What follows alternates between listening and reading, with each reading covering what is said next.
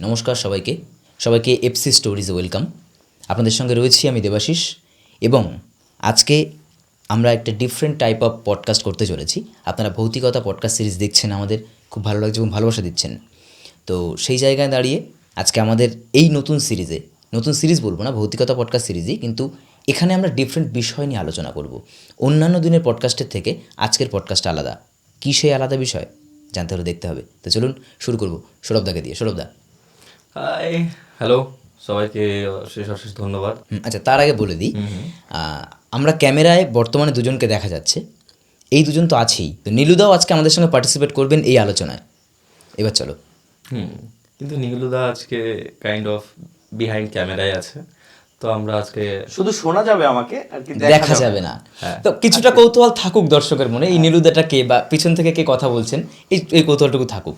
একদিন সামনাসামনিও কথা অবশ্যই সামনাসামনি কথা হবে। আমাদের জেনারেশন বা আমাদের পরবর্তী জেনারেশন সবার মধ্যে রাগ জিনিসটা বাড়ছে, ক্রোধ বাড়ছে। তো এই ক্রোধ কন্ট্রোল করার বা রাগকে কন্ট্রোল করার উপায় কি বলে মনে হয় তোদের দুজনের থেকে জানতে চাইবো আমি।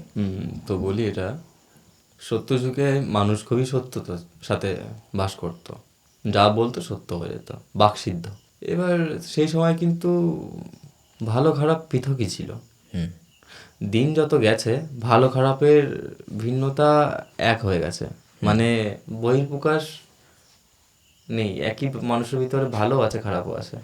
লাইটিং এর মতো, ধরো রেড সাইড আমার এটা ডেভিল সাইড, এই ব্লু সাইডটা আমার গড সাইড।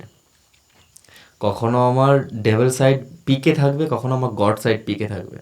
কখনো দেখবা তুমি ভীষণ দয়াবান হচ্ছ, কোনো সামান্য মন্ত্রের আওয়াজ শুনে তোমার চোখ দিয়ে জল বেরাচ্ছে।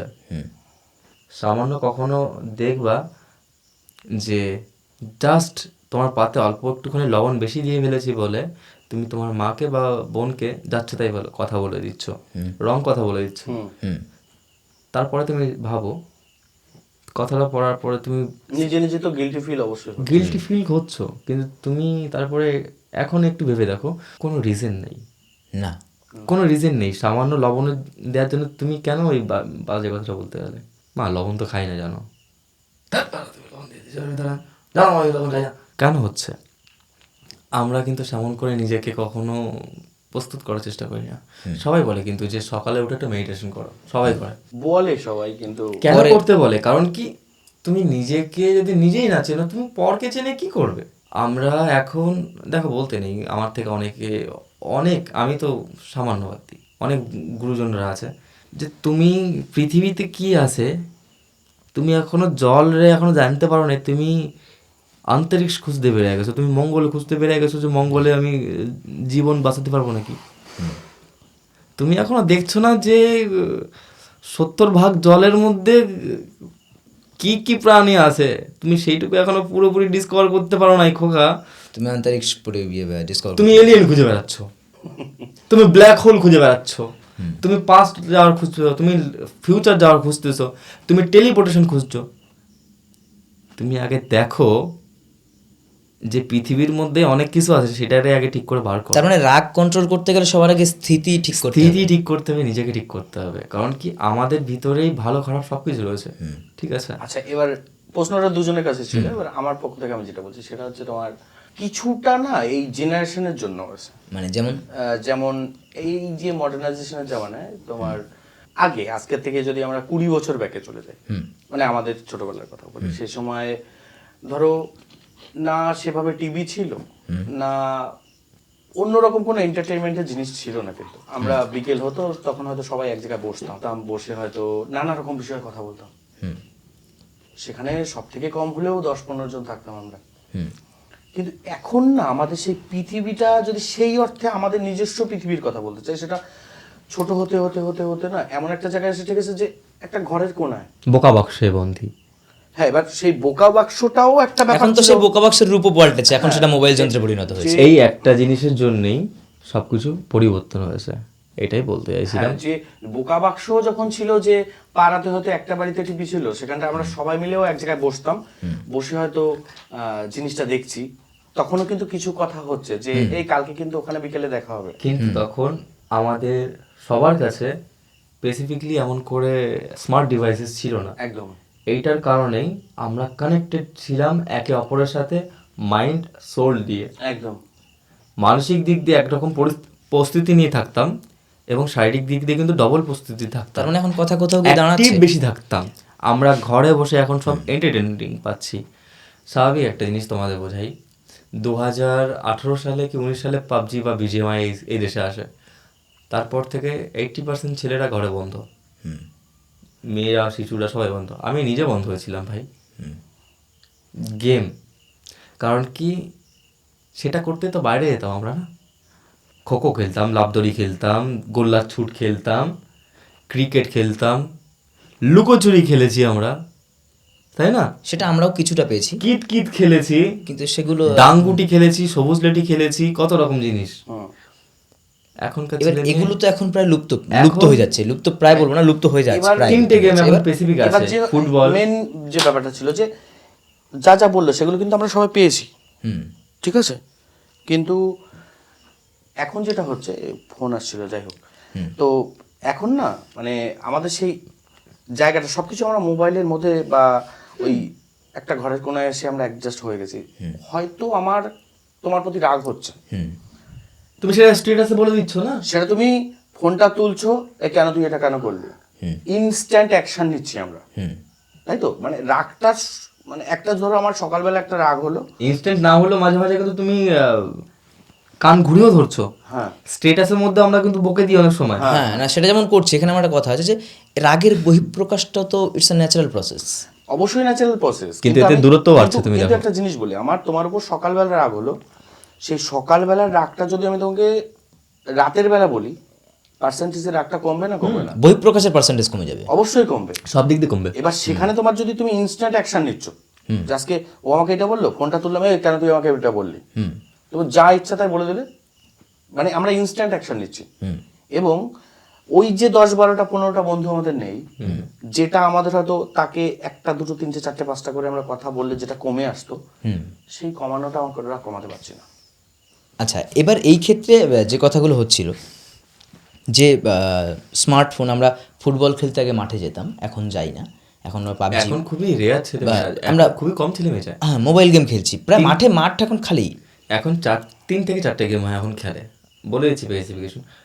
এক হচ্ছে তোমার ক্রিকেট, শীতের সময় একটুখানি ব্যাডমিন্টন, আর যারা একটু লাফাতে এখনো পোষায় মানে পছন্দ করে তারা একটু ভলি খেলে, আর র্যাকেট।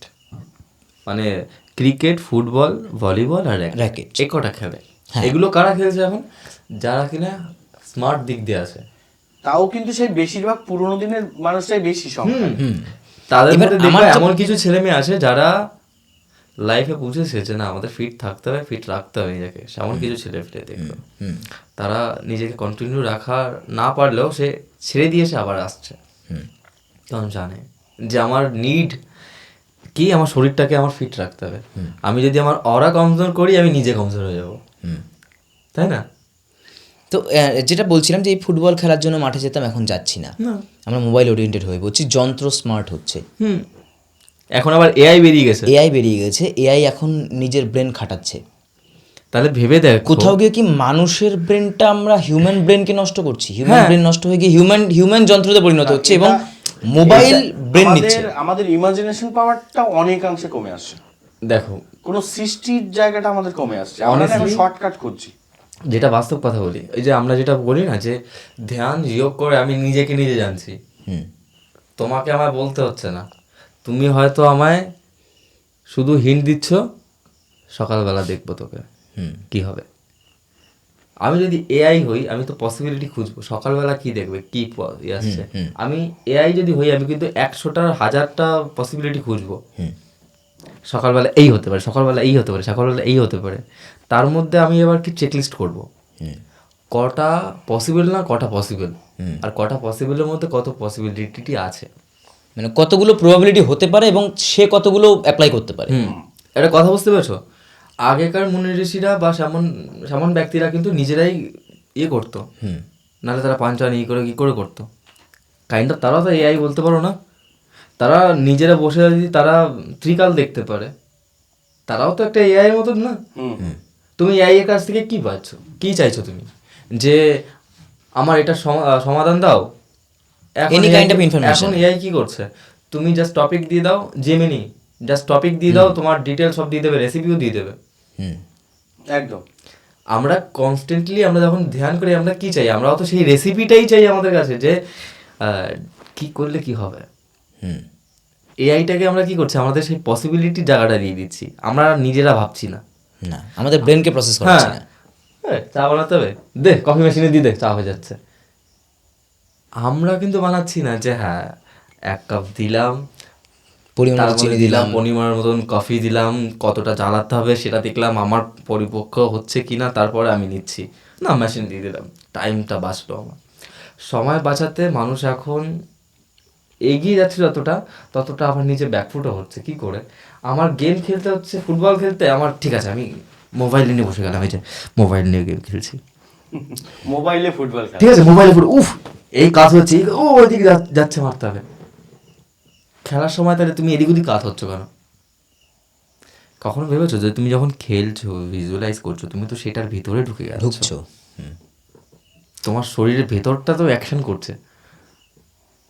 এইটাই আমাদের সাবকনসিয়াস মাইন্ডে আমাদের বলে বলে করাতে হয়, কারণ আমরা অনেক কিছু পারি করতে।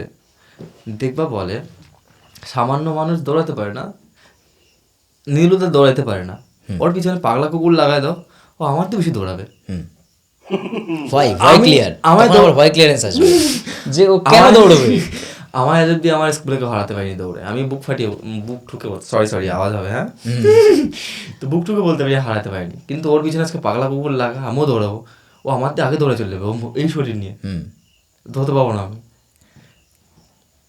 ওই যে যে সময়টা না, ওই যে এনার্জিটা আসে, কোথা থেকে আসলো? ব্রেন। সবকিছু, ব্রেনই তো জিনিস, সবকিছু ছিলই আমাদের কাছে, আমাদের কাছে সব আছে, শুধু আমরা ব্যবহারটা করি না। ওই যে বলে না যে আস্তে আস্তে তোমার মাসেল গেইন হচ্ছে, তোমার মাসেল কোথায় থাকছে? তার লুকিয়ে থাকছে, তোমার শরীরে দিচ্ছ, তারপরে তো আসছে। তুমি যদি আত্মার দিয়ে যদি পরিপুষ্টতা নিয়ে যদি কিছু না করো, সেটা আসবে না। তুমি জল খাচ্ছ, জল খেয়ে তৃপ্তি আসছে না, সেটা কি, কে বলছে তোমায়? তোমার গলা বলছে না তোমার মন বলছে? একরকম জল খাচ্ছ, জল মোটা লাগছে, একটা জল খাচ্ছ সেটা হালকা লাগছে, একটা খাচ্ছ নোনতা লাগছে, জিভ লাগছে, কিন্তু তোমার মন তো বলছে এটা ভালো লাগছে না। জল তো ভালো লাগার কি আছে, তোর তো তেষ্টা মেটছে,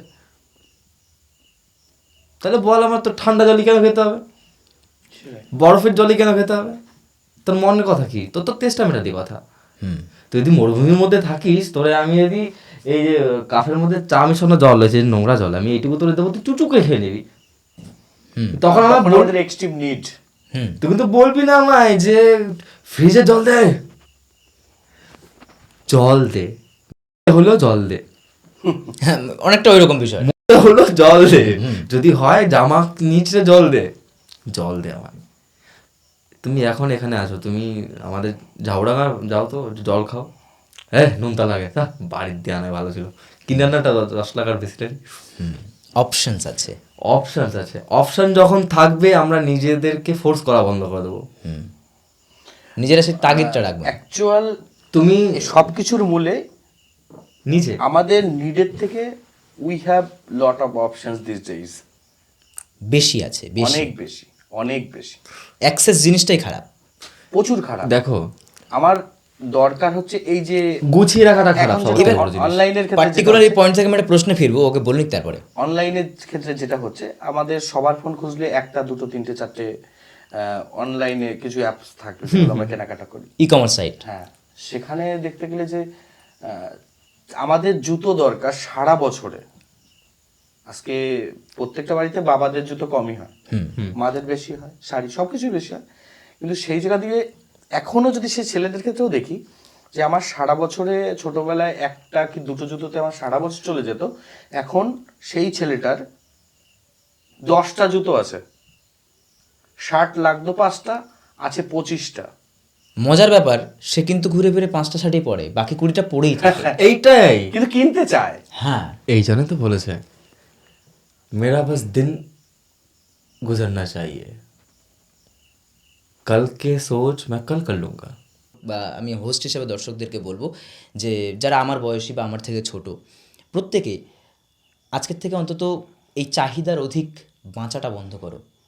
আসো আমরা প্রত্যেকে যেটুকু আমাদের দরকার সেটুকু জায়গা থেকে আমরা সেটুকু চাহিদা নিয়েই বাঁচি। বেশি চাহিদা রাখার দরকার নেই, বেশি অপশানসের দিকে যাওয়ার দরকার নেই। যেটুকু পাচ্ছি ওটুকু নিয়েই আমরা সন্তুষ্ট থাকি, তাই না? তো সকলে ভালো থেকো, সুস্থ থেকো, সকলকে আমাদের পক্ষ থেকে শুভরাত্রি।